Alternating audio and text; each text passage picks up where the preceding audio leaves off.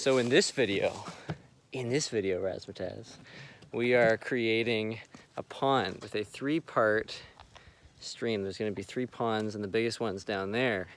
And we're gonna put minnows in it because we've estimated it's around 30 gallons, which is, as all you aquarists know, it's a decent size for minnows. So we're gonna do that.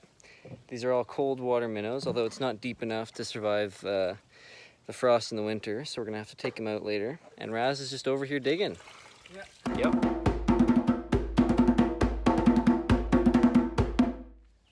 All right, so what do you need to keep fish in a body of water? 4 things, not including the body of water, which I hope you've thought of. The first thing is oxygen. Something has to be disturbing the water to push the oxygen underneath so that the fish can grab it in their gills. Some fish need more water flow than others, especially those that are used to living in fast-moving bodies of water, like streams. Hillstream loaches are a good example of this, although because of how they've been bred in the aquarium trade, they don't need it as much as they did. The second thing is size. If you have a fish that's going to get over a foot long, 2 feet long, this is not going to cut it. You need to be thinking about how big your fish is going to get and how active it is. The more active it is, the more space it's going to need to swim around. Space and height is not as good as space and length. So if you have a fast-moving fish, you want more length. Another good reason why you would need more size is because your fish might need to take in more oxygen. Just like more flow being pushed into the water to disturb the water, if you have more water, there's more oxygen going through. And the shallower your body of water is, the easier it's going to be to get the oxygen from above the water. Third thing that a fish needs is food. And that's a pretty easy one. For here it's going to be a little different, and I'll talk about it later. But you can just buy fish food anywhere you want. Now, certain fish want more veggie-based food, and some want more protein-based foods. So depending on the fish you have, you're going to want to lean toward one of those. Personally, I would recommend Bug Bites from Fluval because I'm Canadian and they're a Canadian company, and all my fish love Bug Bites. The fourth and possibly most important thing that you need if you're keeping fish is bacteria. If you don't have bacteria, your ammonia that's being produced from your fish waste is not getting turned into much less harmful nitrates. Now, nitrates are still a problem, but not as much as ammonia. Even the smallest amount of ammonia can kill your fish, so you really got to watch out for it. Now, in this pond, there's clearly a lot of bacteria based on the look of it. And food-wise, I don't need to worry too much because of how often mosquitoes lay their eggs in here. For water flow, to push oxygen in, we're going to have a waterfall coming all the way down, like I showed you guys. And for size, we've estimated this to be between 20 and 30 gallons, although honestly, I think it's more like 50. It's working. Yep. Show yourself. So, up there, down there, down here, under the bridge, out there, over there, and into the big pond. Stinking mosquitoes. We got into the first pond, now we gotta get into the second pond. And into the final pond.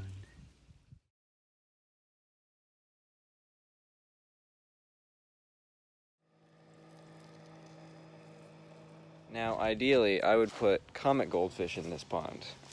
They're big, they're beautiful, they've got goofy personalities, they've got lots of energy, and they are a perfect target for wild raccoons.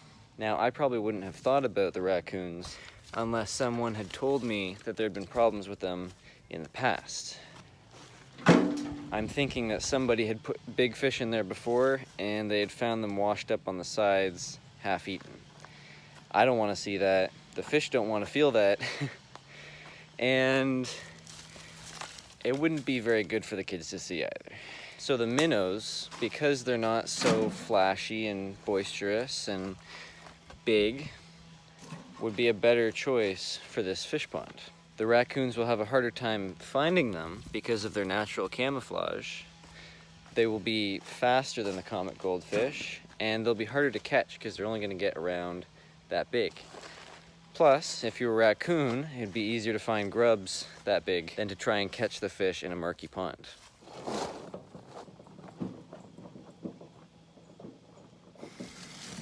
The murkiness is actually a problem all on its own. If I need to take these fish out before winter begins, then I need to be able to see them so that I can catch them.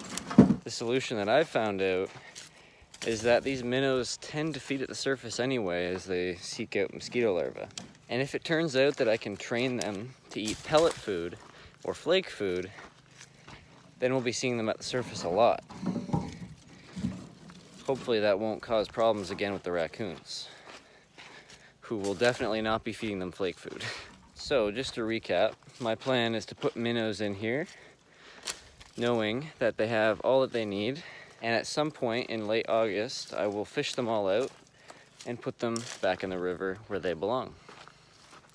The only problem that I still have is with the pump, which, if it's strong enough, could suck them through and give them a pretty wild ride down the river there.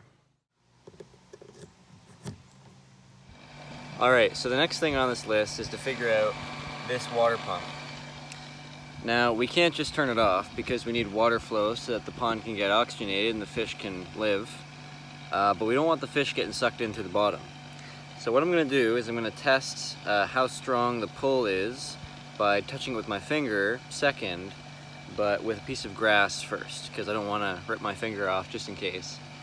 I think that it'll be pretty weak because there's actually holes that go all the way around the side of it instead of one giant hole at the bottom. Because if you look at the current, it's going pretty dang fast, which means there's a lot of pull on this pump. So let's just get to testing that right now.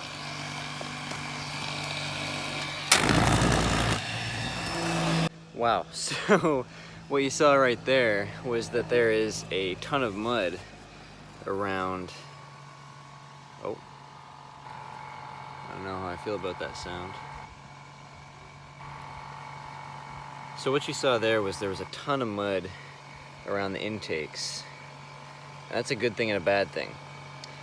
It's a good thing because it means that the fish won't get sucked in. There'll be that mud kind of in their way. The bad thing is it shows how powerful the filter is. It's week 2 of working on the pond, and over the last week we ran into a problem with the pump where it got full of sticks and leaves and stuff like that and actually jammed up. So we had to clean it out, which is very difficult because it's not easy to get in there. So this week what we're going to be doing is we're going to be taking all the mud out of the bottom of the big pond. And to do that, we have to take all the rocks out. So the rocks, the mud, set up the pump, get a mesh around the pump so it doesn't suck in the fish, doesn't suck in any more sticks, and then we'll be set to go. Let's get into it.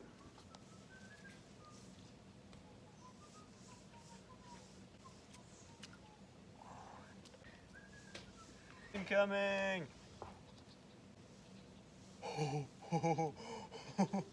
You almost died, bro. Knife.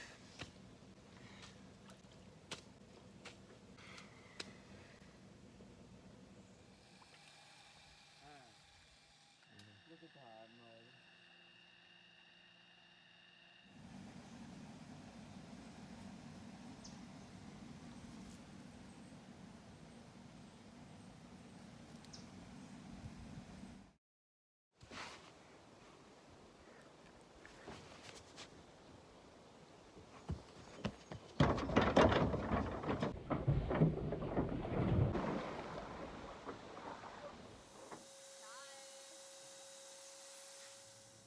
Pink there, yellow there, and then like a coral.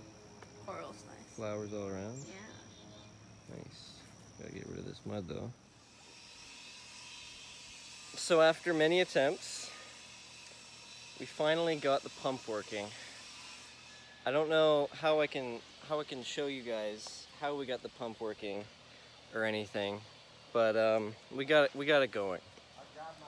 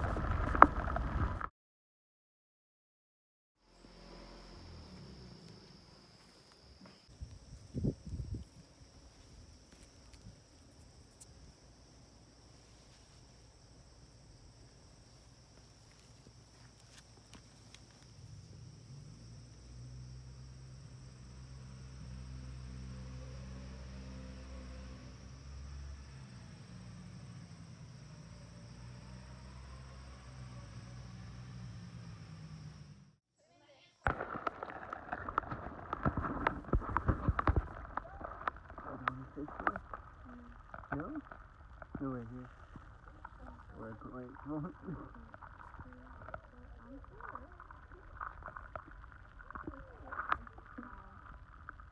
What?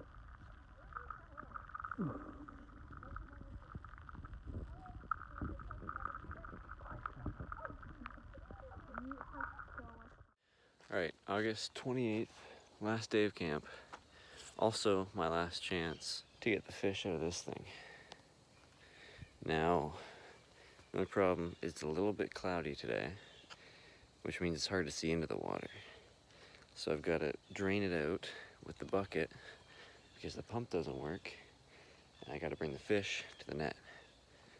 I'm hoping it works because this is really my only opportunity.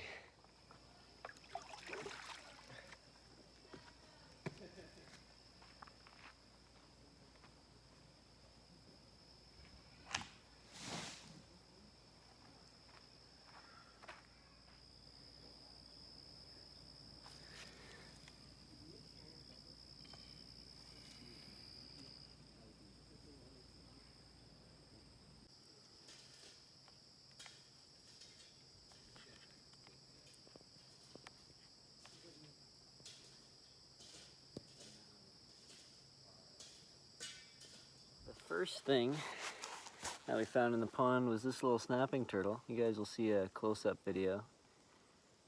But he's gonna go back in the water right now. Hopefully. And next we have to find the fish. And I'm not gonna lie guys, it's really hard to find minnows in a pond like that. There's so many rocks they can hide behind. He may have already eaten some of them, maybe. I mean, I don't know how else he's been alive this long after the kids put him in there. And so the reality is, this video may be more about why you shouldn't do a pond than why you should. And so the problem with seasonal ponds is when you have fish as small as minnows, it can be hard to find them, to put them back into their natural environment again. And so I'm gonna keep trying. I have like half an hour left to try and get these fish out. No idea where they are. I've drained the water to like 3 inches above the bottom and I still can't find them. But yeah, I'm gonna keep trying and hopefully this little guy finds his way into the water.